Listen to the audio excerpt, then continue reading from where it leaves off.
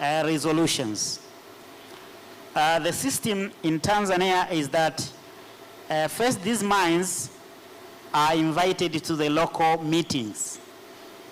We make sure that the management of the mines or the mining company is accessible to the local communities, and the head of these companies are invited to the local meeting, be it village meeting or town council's meeting, so as if there is any grievance is dealt with at that level before it expands or before it gets out of hand. But in case this is not enough, we have offices across the country where we have the RMOs. These are resident mining offices across the country managed by the Mining Commission. And these locals are free to walk in and bring their grievances, their issues against the mining communities. And these are dealt with at that level. And anything which is not dealt with at that level is the one which goes to the Minister of Minerals, and the Minister for Minerals addresses the issue. So our grievance system detected the problem early on because it starts at the lower level, and once there is any issue, it's dealt with accordingly. And these are the experience from Tanzania. Thank you very much.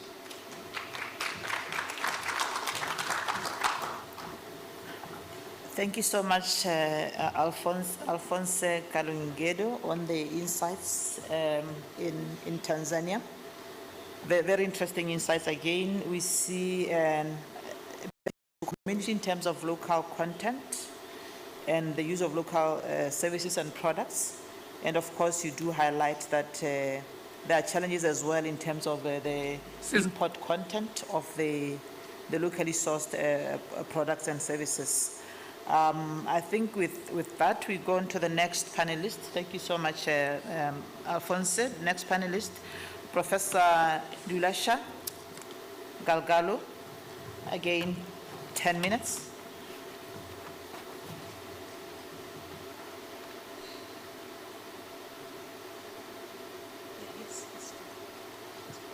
Thank you very much. I can sit and do the presentation from here. Mine is not a country-specific presentation on this issue, but generally what has been the practice and why we have this conversation. I think I want to emphasize what was said yesterday, and we all know mineral resources is significant contribution to the revenues of the government and even local communities. On the flip side, minerals also have been a major curse in some parts of the continent with serious conflict and many lives lost, and actually destruction of even the environment. Now, in my presentation, I just want to look at the broad issues that we need to have a conversation about the communities, the local communities in the mining areas. I think the curriculum that has come up in terms of managing mines is a community development agreements. To me, this looks like is a major mechanism that will serve communities very well in terms of even holding the mining companies accountable for their actions and other things that may come up during that period of mining. In looking at this document, I think the important thing is what do we do in terms of pre-negotiation? The companies need to look at who are the owners of the land. The landowners, there could be indigenous communities, there could be residential communities, there could be even others who come up after the mining as a result of the mine. How do we treat and manage the impact of the mine on these communities, especially indigenous communities who have the right to the land? Assuming, for instance, if a mining site was to come up at a sacred site where communities may have had rituals in this site and it may be a prayer or maybe even a shrine, how do you treat that situation where communities have a land, but the land has its own purpose for cultural purposes, for instance, and the mining site is identified to be in this such a site? These are the kind of conversation we need to have with the communities. How can we make communities understand that, well, this is important for you as well as for the government, and as well as for the mining company. These agreements are important in terms of having that accountability mechanism and what the companies can do, what they cannot do, and involving the communities along in the entire process. And I'll give some examples to this. For instance, Kenya is not known for extractive industries as such, but we have a huge resource in terms of renewable energy. I think probably 99% of energy in Kenya is from renewable sources, whether it's hydro or wind power. For example, I just give an example of Lake Turkana wind power, which was, I think, the largest wind farm in Africa. Lake Turkana wind farm is based in northern Kenya, and in 2014, the local communities took the company to court over land issue, over who owns the land. I think that was the conversation, the title of the land. And from the discussion in the court, it looks like the communities were really not engaged in setting up this land farm, which took up hundreds of thousands of pasture land. You know, these are livestock rearing communities, and they use huge land because they move from one point to another with their livestock, either cattle or goat or camel. So when the wind farm is set up, it takes a large chunk of their rangeland. So the question is, these communities around in that region were not involved. Sadly also, in terms of when the Lake Turkana wind power contributes 310 megawatts of power to the national grid, there is no power within that vicinity for the communities. How will you generate power when you cannot even provide power to the very people who have given back, who have given you the land on which you are building those wind farms? This is the kind of conversation we need to have. And it's just not confined to Lake Turkana wind power. There are many other issues around that. And how maybe the land is taken away, maybe there are environmental issues. How do we deal with this at the negotiation level? When this idea is conceptualized, what do we need to do?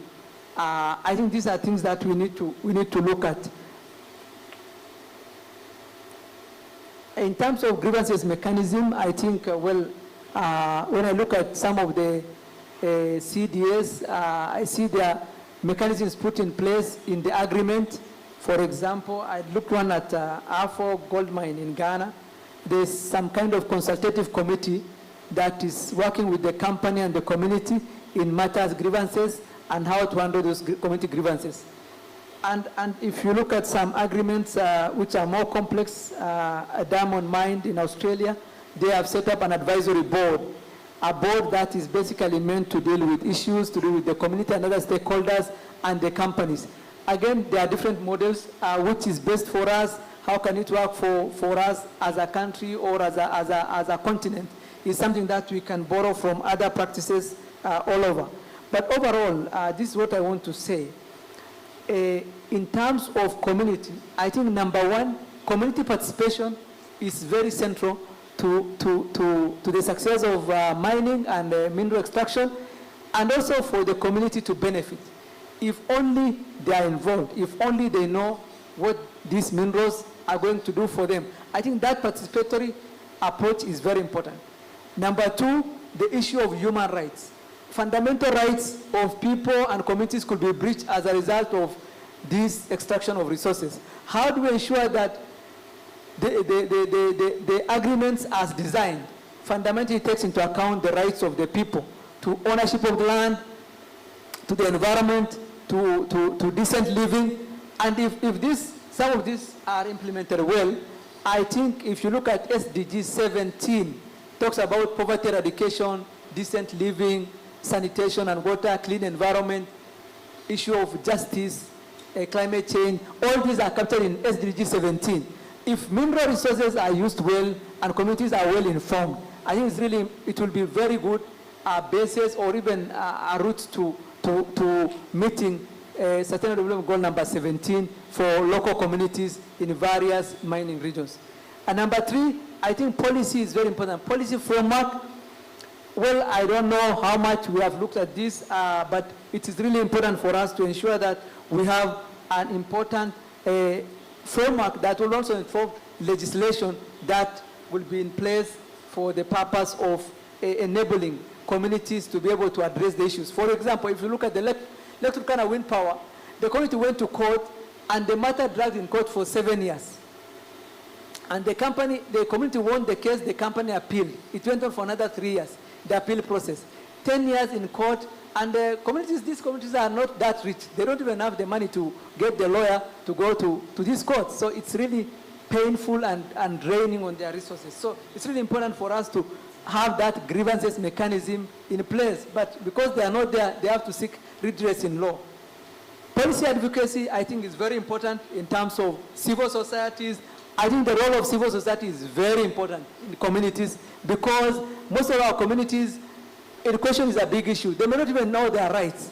And local civil society group will do wonderful work. Many have done. We appreciate what they do. I know the memories of Ken Sarawiwa in the case of Ogoniland in Nigeria and this battle with the oil companies. I think it's really important for us to be activists of the communities. Even each one of us should be, because we are born and raised in a community somewhere. And if that community is occupying land for mineral extraction, then you should be the one to talk for them. I think it's really important for us to look at civil rights, civil activism as our civic duty, as individuals even. It doesn't matter who you are. It only requires your own courage and determination. You could be one person like Ken Sarawiwa to be able to talk about it. Even if it takes your life, you have died for a worthy cause. So it's really important for us to be civil activists of our communities, wherever we are, and raise even this matter at continental level, like a forum like this, for your community where you come from, or communities that you know about. I think civil activism is very important. Again, I think we need to look at corporate organizations that actually are actually beneficiaries of these resources. Some have good intention. It's only good to appreciate them and encourage them. When I read through some of the agreements, I think Rio Tinto and their native land agreements with the Aborigines in Australia, I see they have a lot of clauses, a lot of provisions to take care of the land. Of course, Aboriginal land issue is a long-standing issue in Australia, but I think how the companies like Rio Tinto may have done at their own level, having self-drive to be able to address community issues. I think corporates need also to do more to address community issues. It's really important. It's in their best interest to be having peaceful period with the communities for the time they are there. The issues about closure of mines, very important in terms of degradation of land. I came across a document for P&G, company on diamond, and I think there was a clause where 3 years prior to the closure of the mine, there has to be a concept paper, which conceptualizes closure of the mine, but this document is shared across with the communities and other stakeholders to be able to address this issue prior to actually the mine closure. So these kind of issues that we need to look at, how do we ensure that environmental sustainability and sustainability of the local communities in terms of benefiting from this, and also in the long term, post-mining, what happens and how can we prevent environmental degradation. Thank you very much. Sorry for the time. Okay. Thank you so much, Prof. Galgalo, for those interesting insights. Of course, you draw on experiences on grievance mechanisms in terms of boards in other jurisdictions. I particularly like the idea of having, policy frameworks that inform legislation to ensure community interests are embedded in the mineral resource governance, as well as your insights on policy advocacy, the role of civil society. We are not doing very well on time. I'm tempted to cut to 5 minutes, but okay, no, it will be 10, it's fine. We are going to have another panelist, and this time around we have Mamadou Bembeko, Director General, Strategy and Mines Development from Guinea-Conakry. Give your insights in 10 minutes, please. 10.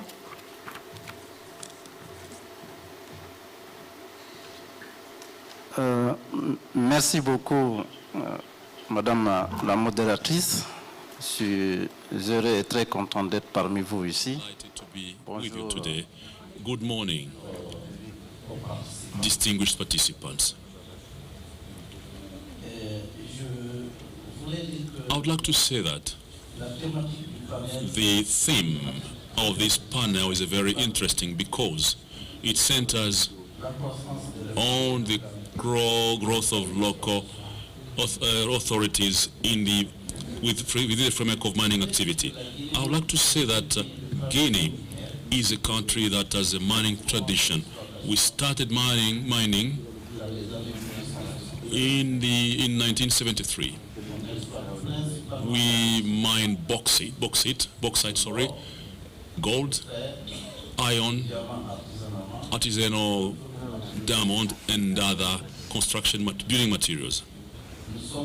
We are today almost the first exporter of bauxite to China.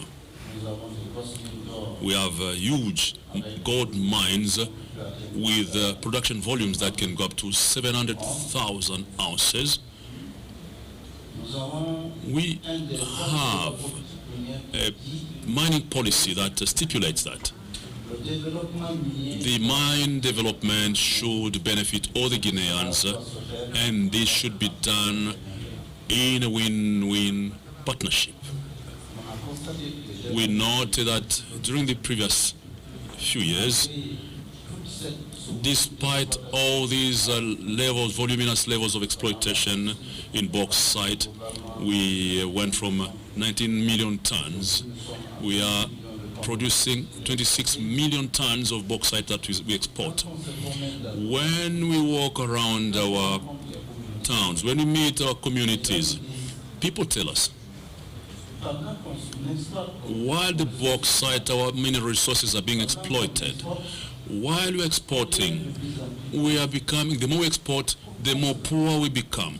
Why is that the case? This is the reason why in 2011, the Guinean government decided to reform the mining code and to introduce new provisions in the mining code which will favor the local community development. Therefore,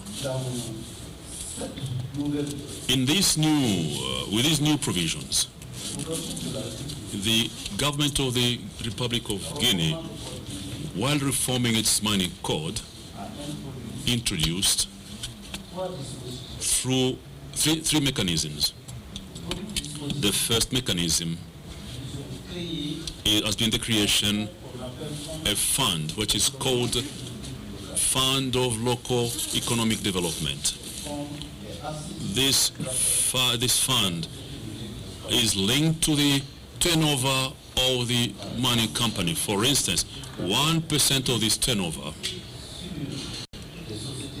on the companies that are mining gold, 0.5 of this turnover is also in the companies that exploit or mine bauxite and iron ore. And you know that in the mining industry there are three phases. You have the research phase, where the communities should benefit. You have development phase, and also the exploitation.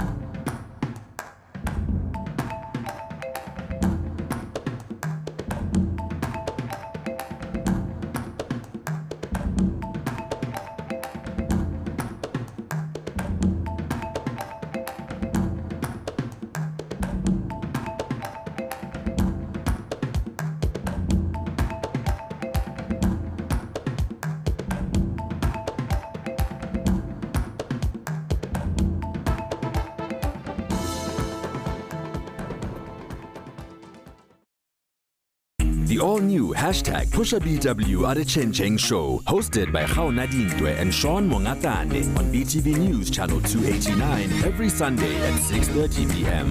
Sitting down with some of Botswana's most exciting entrepreneurs and telling the stories behind some of our country's biggest brands and businesses. Tune in for a front row seat to some of the business decisions, challenges, and innovative ideas that have shaped proudly Botswana businesses.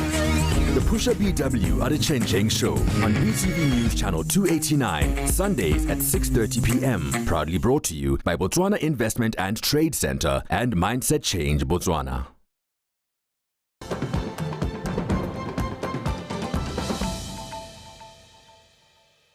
Of this fund is given to areas where these mining activities are done. 25% of this fund, the 25% of 0.5 turnover of the company is given to areas or other mining exploitation. 20% is paid to areas that are impacted by the mining activities, and of 13%, which is allocated to other areas,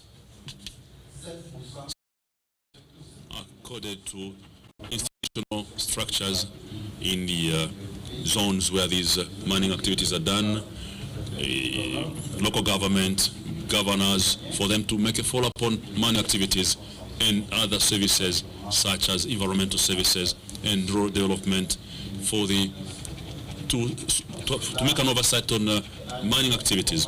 And this is linked to an agreement of local development that this company signs with the community under the ambit of the ministry. In this agreement of local development, there are the obligations of the mining companies are defined, clearly defined, and the obligations of the community and those of the state.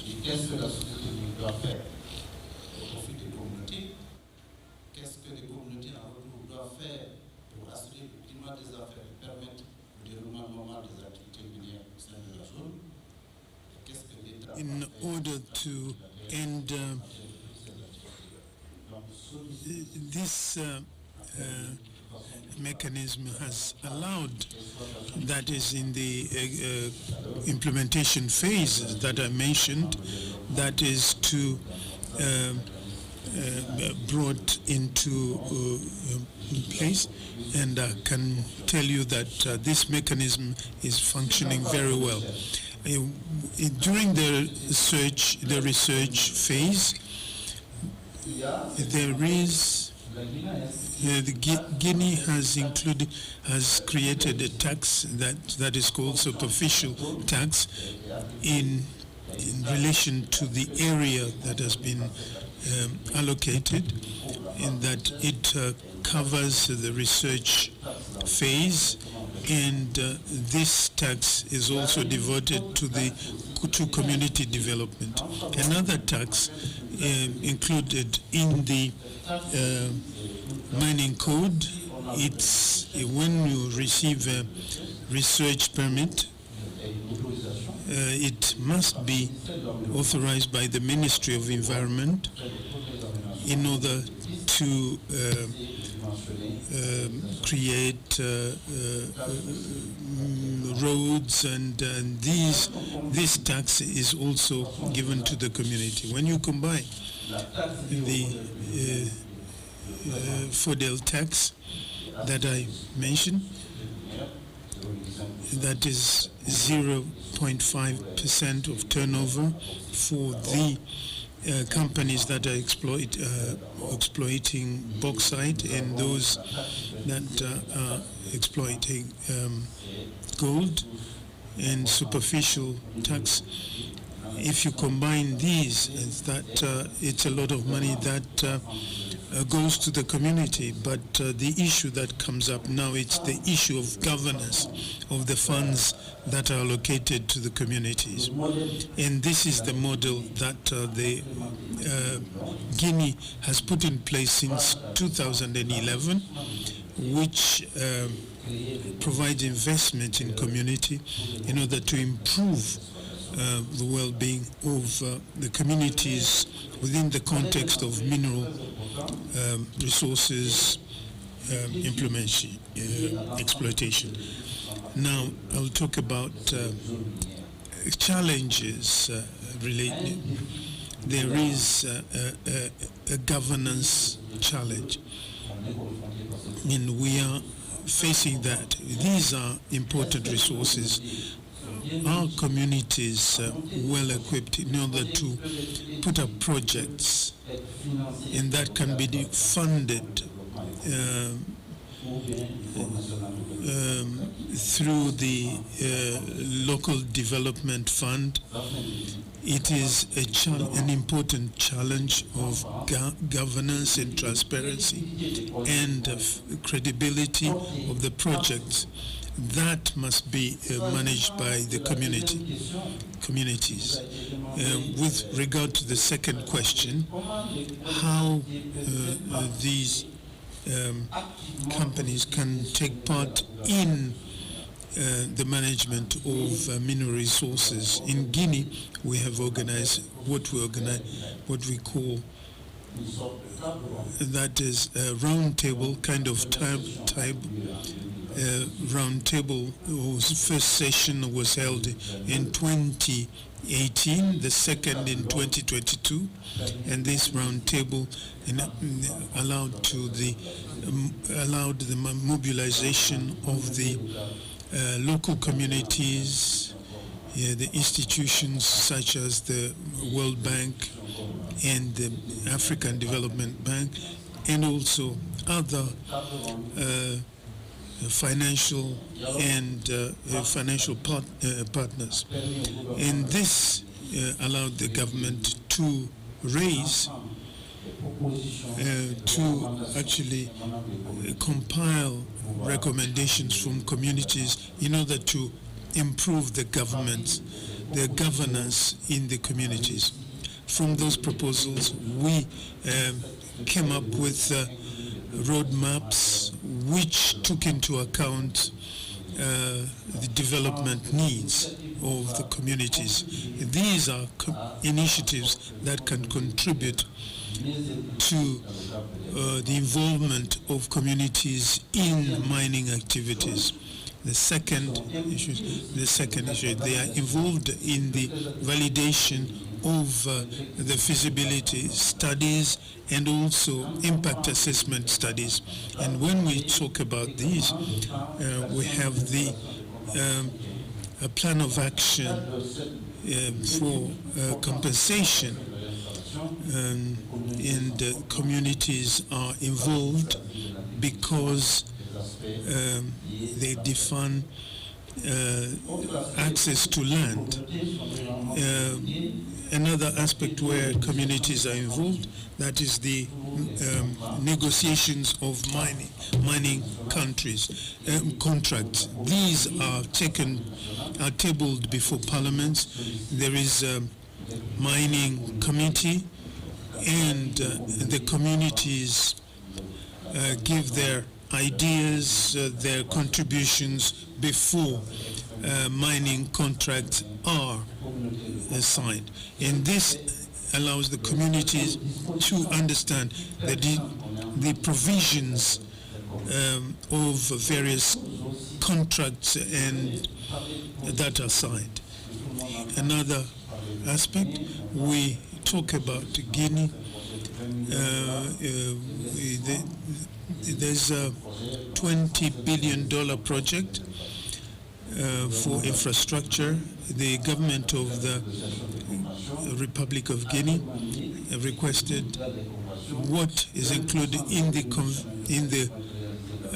contract, which it includes the railway line that will contribute to the socio-economic development of the country.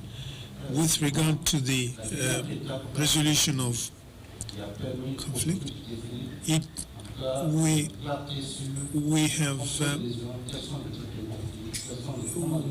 have compiled the conflicts that may arise, and we have a mechanism, a consultative an advisory mechanism which has been put in all the areas, and that deals with employment issues, land issues and investment, and also training in the mining areas.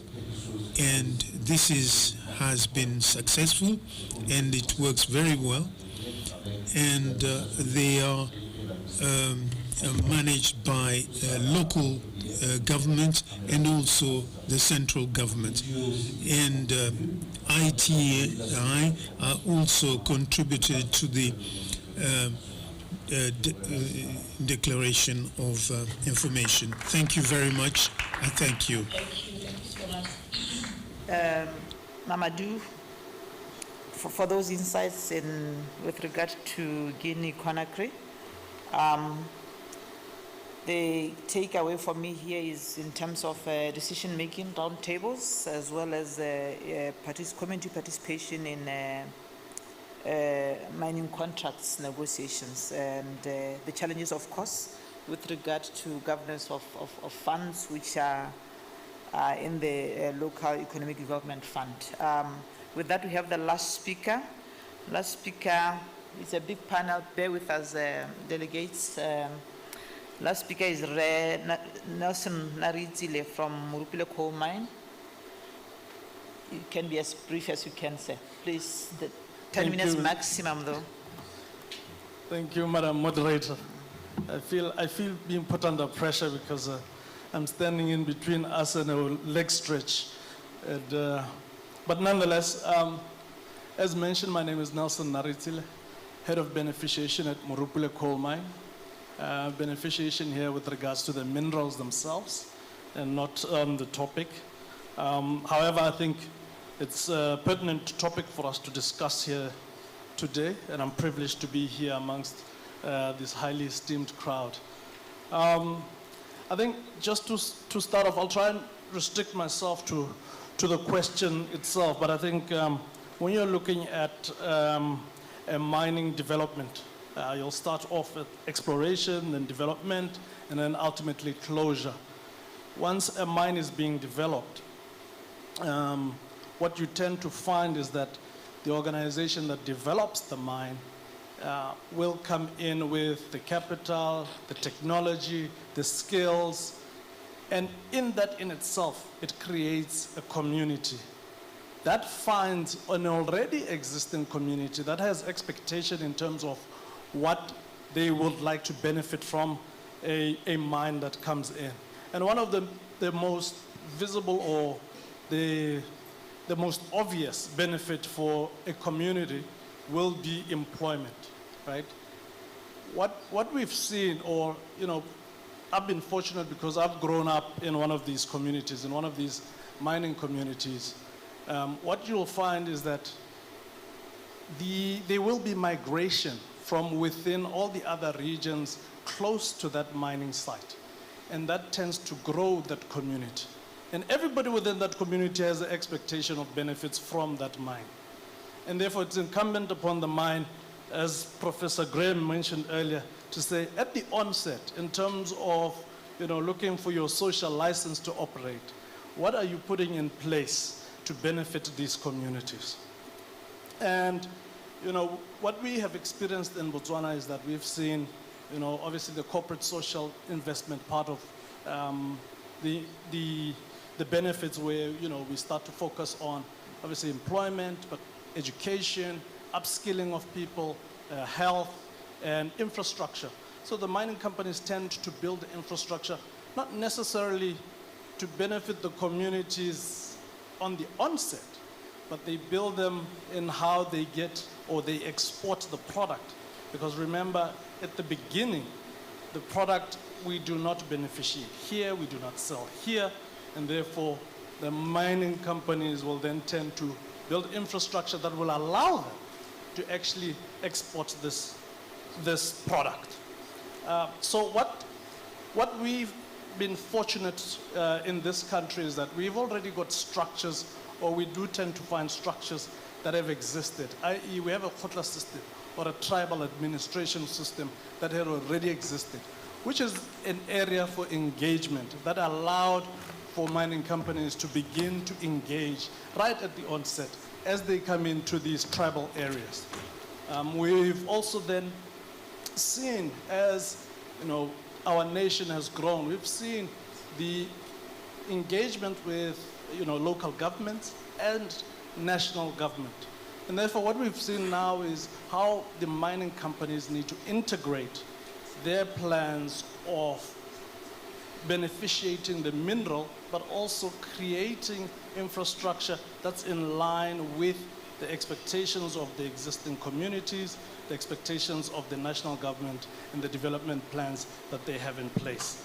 And this is how we've seen success over the last 50 years of mining or 55 years in our country, where the communities get to benefit, and not just benefit the immediate communities, but also the communities that move further away. As I say, in the community or in the mining areas, we've seen migration or people seeking employment from other areas. So if I give you an example of Morupule coal mine, it defined an area of communities as a 50-kilometer radius. And villages in those areas are engaged regularly through the tribal system, through the tribal administration system, and through the local government, i.e. to be able to look at what are their priorities, what is it that they would like to benefit from with regards to the interaction that as a mine we have with those communities. And this is where we begin to start to see an effective, beneficial relationship between communities and the mining company itself. Now, I'm aware you are looking at me. Now, if you then look at the areas where we start to look at the depletion of the mineral, remember these minerals are not, as we exploit them, they're not going to be there forever. So one of the things that companies do now, and what we're seeing, and what Morupule coal mine is doing, we've seen Debswana, Motsomi just mentioned what we're seeing is we're looking at empowering citizens to create businesses that will allow them in future not to just focus on mining, but to focus on other areas. And therefore, developing businesses that will live long after the mine or the minerals have been depleted. The legacy projects that he's talking about, these are projects where we are now looking at how do we create environments that will become sustainable beyond mining. And that is key in terms of being able to allow for communities to benefit. And this is where now we are focusing on as a mine, but also just as an industry within Botswana, to say we must focus on the manufacturing of equipment, manufacturing of different aspects of equipment. And this is where we are going in terms of how we create sustainability, in terms of how we will benefit. And the mining companies are taking the lead. Morupule coal mine, Debswana, and all the other entities. I think the Botswana Chamber of Mines will be here and they will discuss it. And the focus around manufacturing is to say we can actually create beneficiation for communities that will extend beyond the years that the mining takes place. And therein, we have seen quite a significant amount of investment over the last few years in terms of giving opportunities to local companies to move from just procurement.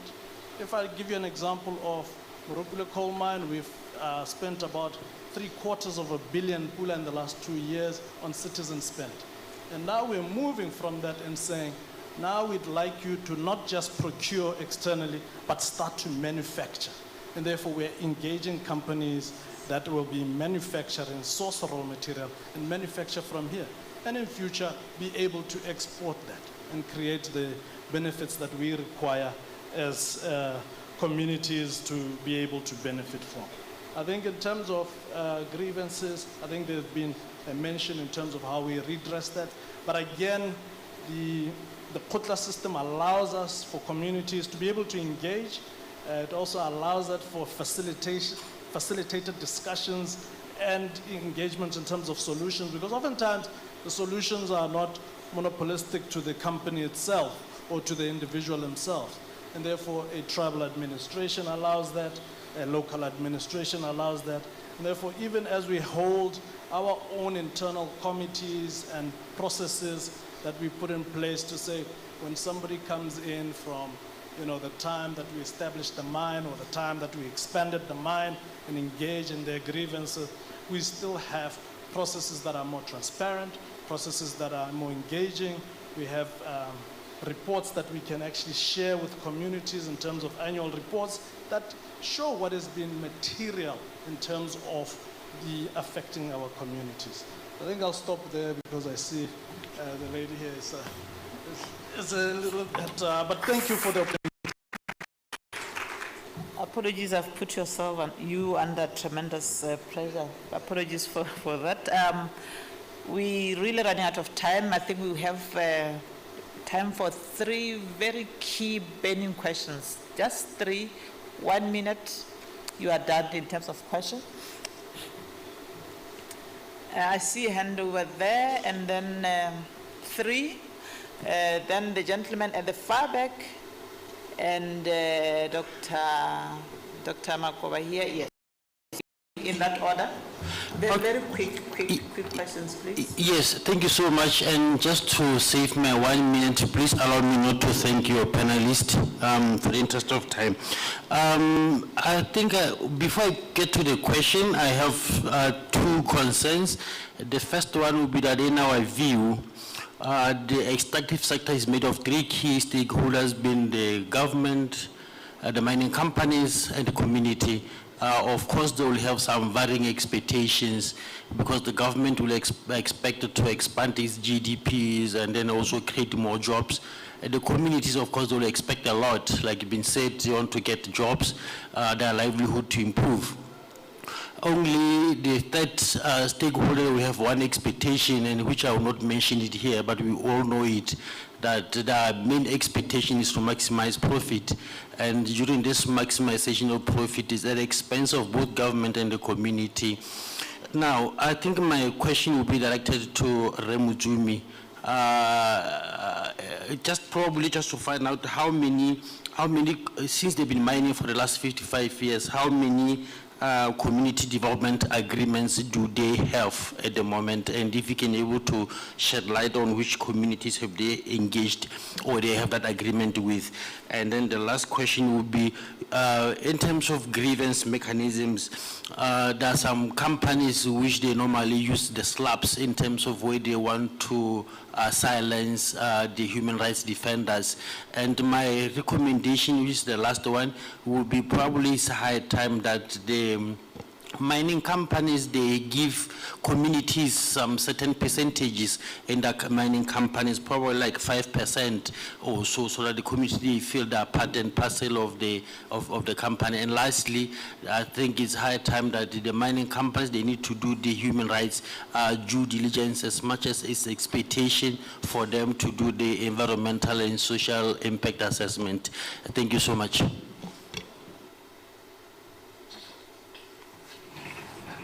Gentleman at the back, yes.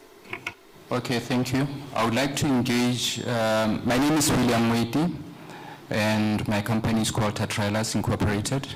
It's a startup company which looks into innovation, innovative and product development in the space of green build solutions. We have been trying to engage with Murupule Power, Murupule Coal, so that we can be able to develop some beneficiation in terms of the CCP, the coal combustion products, particularly on the fly ash. Can I have a private discussion with you, please, maybe during the tea time, so that you can be able to assist me on the way forward? We have really tried to communicate with the marketing team, but we have failed. Thank you. Okay. Thank you very much. My name is Dr. Muluki Makoba. I'm from the University of Botswana, and mine is on one of the key areas of discussion in this dialogue is resource beneficiation and value addition. And Mr. Motsomi, the managing director of Debswana Diamond Company, mentioned that they have about 30 million pula that they take to their corporate social responsibility and citizen empowerment. And I would like to know if they have any budget for research, because if we're going to talk value addition and resource beneficiation, you must agree with me that in Botswana or in Africa, in this continent, we do not have scholarships. Most of the scholarships that we get are from the international, and they come with specific research areas. So if we are going to talk about value addition and mineral resource beneficiation, we have to focus here in the continent. And it does not only go to Mr. Motsomi, it also goes to the panel at large. What do we do as a continent in terms of research? Because for us to go somewhere, we need to invest in research. And we see that lacking a lot in this continent. Thank you very much. Thank you so much. We're going to have the panelists respond to the questions. I think 2 are directed to Motsomi, 1 to Narizile, and then the last one to the panel. A minute each, Motsomi and Narizile, and then half a minute each for the research question, and then we close. Thank you for the questions. I think I'll be lying to say, I can say off the top of my head how many agreements we have. I think what I can attest to is that, as I said, within our satellite communities, we've carried out numerous CSI programs, being education, basically constructing schools, clinics, road infrastructure, and so forth. So we've had those extensive networks within the satellite communities around the mines. Whether in our budget, the 30 million Pula budget that we have for CSI, whether we specifically have any allocation to research and development. Again, there, what I can say is that we have signed memorandum of understanding, for instance, with BUST, where I would say that provides an opportunity for us to cooperate with them in research in some of the engineering areas. But I cannot say we have a specific amount that we've set aside for R&D, but we do have collaborative agreements with, for instance, UBIS, just to give an BUST, if I've given an example. Thanks.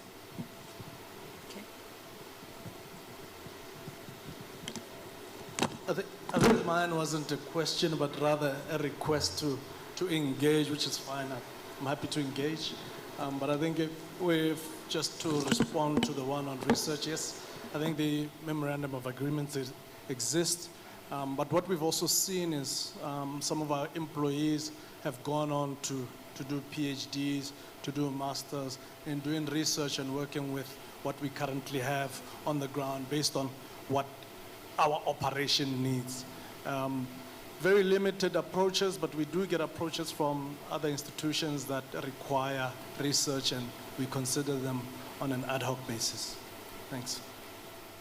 Thank you very much. On the Tanzanian side, on the local content regulations, we do require the mining company to set aside funds to support learning institutions, and the learning institutions are free to use these funds for research. But I agree that we haven't pushed it that much, so I think in this area we needed to push further to make sure that the research directs the learning and our technocrats from Africa to equip them with the ability to be able to contribute more in the mining sector. Thank you.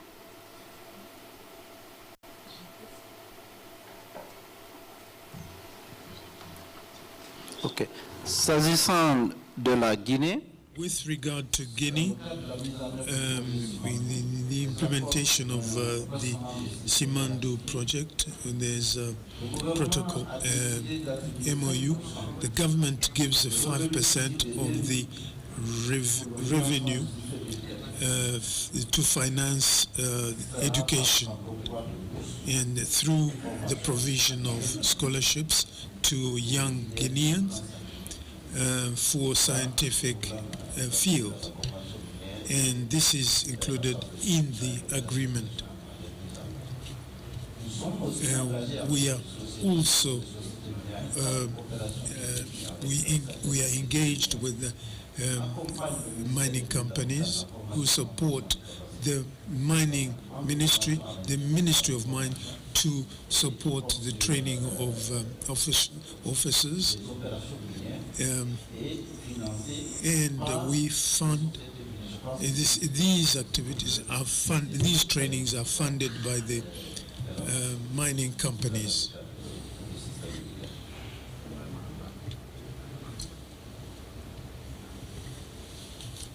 Yeah, I think I agree with the lecturer from Botswana University.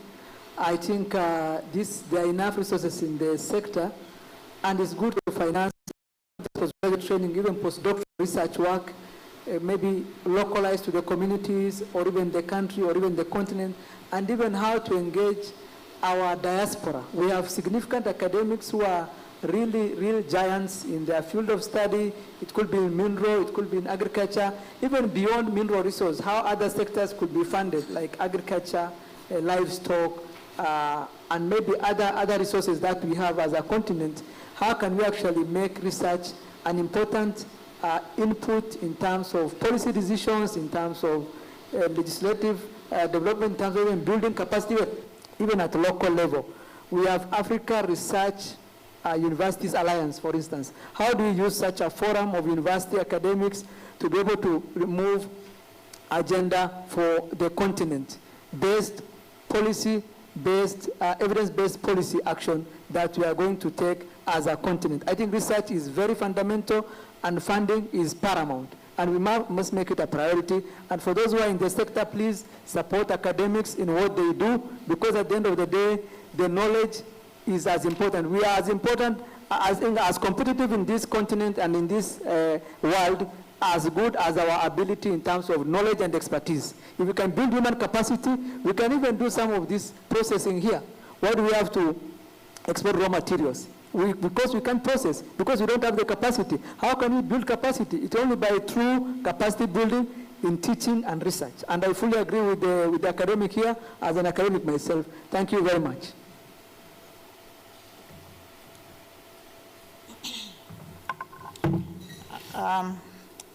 We've come to the natural end to our very interesting panel discussion. Thank you very much, lead presenter, Dr. Yao, and my esteemed panelists for those very interesting insights on community participation and mining operations.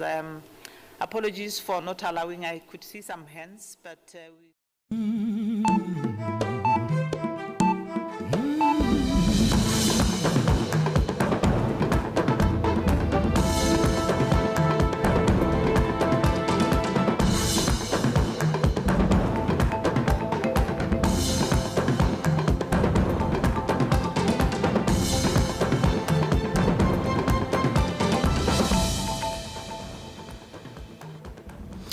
Good afternoon and welcome to the BTV News at 12 noon. Let's look at the headlines. President Dr. Mokgweetsi Masisi says teachers are key stakeholders in making sure the nation achieves its Vision 2036.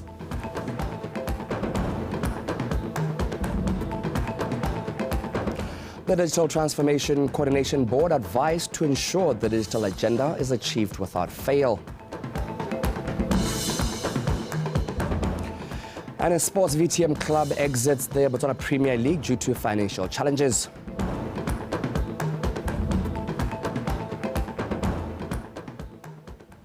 Welcome. President Dr. Mokgweetsi Masisi said teachers are essential stakeholders on achieving the nation's 2036 pillar of prosperity for all. He said for this nation to achieve its vision of transforming to a knowledge-based economy, it is through teachers. This was said this morning at the Teachers' Day celebration out in Lobatse. This overarching goal of transforming into a knowledge-based and diversified economy as a vehicle of achieving prosperity for all place a key responsibility on our education sector. Precisely, you, teachers, as agents of the desired transformation outcomes. So you are central to this. Teachers, therefore, have a critical role to play in ensuring that no child is denied equal opportunity with others to undergo quality educational experiences that impart unto them the relevant skill sets and knowledge needed for economic transformation and a balanced social development. I personally have a lot of trust in you to deliver, and today's ceremony bears testimony to the caliber of the profession in which we have placed this responsibility.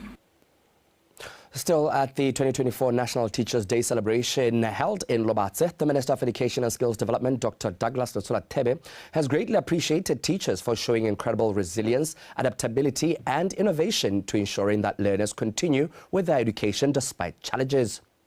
It is indeed an honor to have you amongst us as we celebrate the 2024 National Teachers' Day celebration under the theme, I quote, "Positive teacher mindset, key to the 21st century, Elena at close quote." Ladies and gentlemen, this year's celebration is especially momentous as we have the privilege of honoring 200 exceptional teachers with excellence awards. These awards represent not just the achievements of those outstanding individuals, but also the dedication, passion, and hard work of all teachers across our nation. Each one of you here today have made a significant impact in your classrooms and communities. And today we celebrate your unwavering commitment to education. Today we celebrate not only the excellence of the award recipients, but also the creative spirit of our teaching community. Your dedication goes beyond the classroom. It shapes the character, dreams and aspirations of our learners.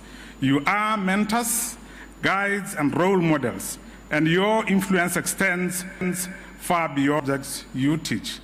Just yesterday, Your Excellency, Good Hope, my teacher ha Southern region, a block of classrooms. You ever contribute from their salaries. They do not complain, but they contribute. Still with the Minister of Education and Skills Development, Dr. Douglas Tebe, says the special unit block built at Good Hope Primary is a milestone in achieving the Botswana vision of prosperity for all, as well as inclusivity and equitable quality education. Dr. Tebe shared this after touring of the National Teachers' Day Corporate Social Responsibility Project in Good Hope. Here's Pearl Puduhudu with details. Good Hope Primary School has at least 30 students living with disability, and the special unit block is the first of its kind in the district, donated by Southern District teachers as their community project to celebrate Teachers' Day. Dr. Tebe said this project cements Botswana's commitment to disability rights and their welfare. The establishment of this facility not only addresses a critical gap in our educational infrastructure, but it also reaffirms our nation's commitment to upholding the rights and dignity of every learner, including those with special educational needs.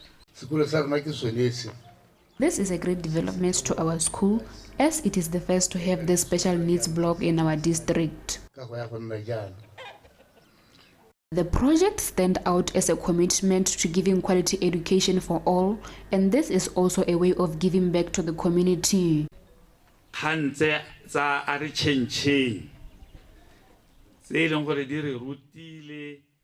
The reset agenda influenced us in making sure that we fill in the gap in our educational infrastructure or lack of special units block.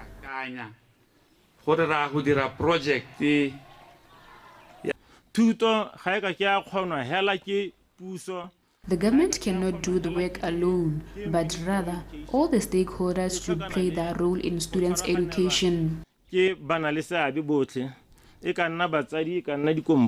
Hope District Education Management appreciated the project but highlighted some concerns such as poor performances by schools in the region.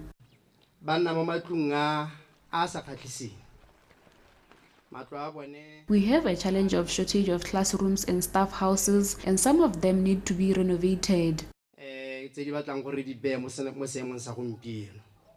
The public was encouraged to be part of their children's educational journey by playing positive roles to ensure academic excellence. Pearl Puduhudu, BTV News, Good Hope. The Assistant Minister of Education and Skills Development, Ms. Naniki Makwinja, who is also the legislator for Panelists, promised the residents of Suje that they are working around the clock to renovate Suje Construction Industry Trust Fund, or the CITF Brigade, to ensure that it becomes conducive for learning. She stated this in a Kotla meeting addressed by the area Member of Parliament for Letlakeng Lepepe, Mr. Liket Kabli. Lizzie Klaas reports. The Ministry of Education and Skills Development has been allocated about 15.5 billion this financial year with the intention of enhancing education in schools as well as to deal with challenges they face across the country. As such, Suje CITF Brigade is one of the schools nominated to be renovated in order to make it conducive for learning. We are concerned about our brigade school. It has not been operational for 5 years now. We had hoped that it could be operational so that we enroll our children.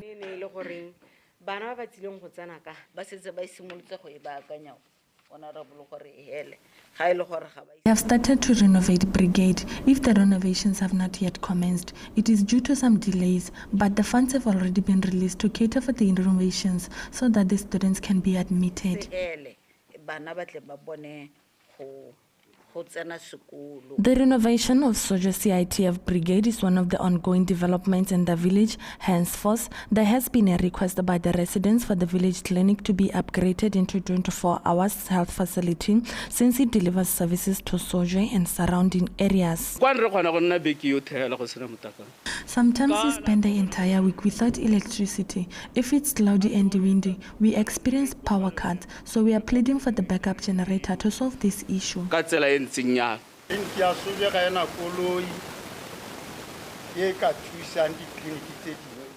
Since Suje Clinic is to be upgraded to a 24/7 operational clinic, we need an emergency ambulance which can assist during emergency cases and also cater for neighboring villages.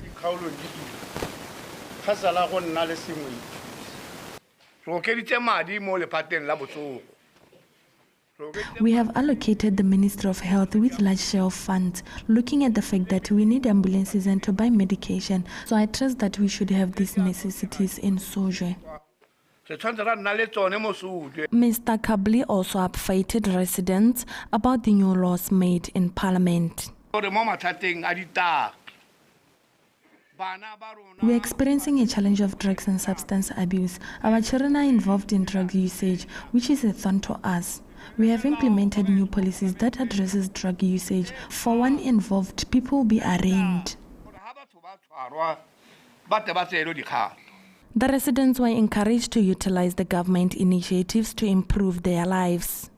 Lizzie Klaas, BTV News, Soje. The Digital Transformation Coordination Board has been advised to envisage a digitally transformed Botswana by ensuring that the digital agenda set by the President is achieved and realized by every citizen. The Permanent Secretary to the President, Ms. Emma Pelwetletse, who is the chairperson of the board, says members of the board should lead by providing meaningful contributions to the digital transformation. The digital transformation of Botswana's economy is the third priority on the Presidential Reset and Reclaim agenda. As a result, the Digital Transformation Coordination Board has been set up to oversee the coordination of the digital transformation exercise within the government to ensure ease of doing business. The board met in a routine gathering to reaffirm their commitment and review progress of their mandate. Our nation must be placed at the forefront of emerging technology assimilation to ensure the attainment of high productivity commensurate with high income status as espoused